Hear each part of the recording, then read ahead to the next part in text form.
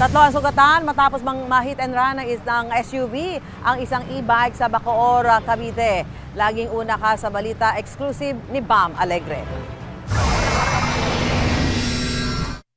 Sa kuha ng CCTV, isang SUV ang bumibiyahe sa bahaging ito ng De Castro sa Barangay Ligas 1 sa Bacoor, Cavite kahapon ng madaling araw. May kasalubong itong e-bike na may sakay na 3 tao. Nag-blink pa ng headlights ang SUV. Signal ng driver na padaanin sana siya pero lumiko ang e-bike patungo sa isang convenience store. Sa isang iglap, nabangga ng SUV ang e-bike. Tumalsik ang mga sakay nito habang nagpatuloy sa pag-andar ang SUV. Agad rumesponde ang tanod na si Ray Catolico para habulin ang nang hit and run na SUV. Bali, hinabot po namin yung pagsakay agad sa ambulance, agad po namin respondihan. Tapos, hinabot po namin hanggang sa Pote kaso hindi na po namin inabutan. Hanggang Longos, Talaba po.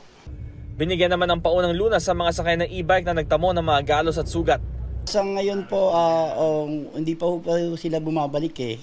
Kasi ang sabi po nila, ang ano rin namin, magpadala muna po sila sa ospital.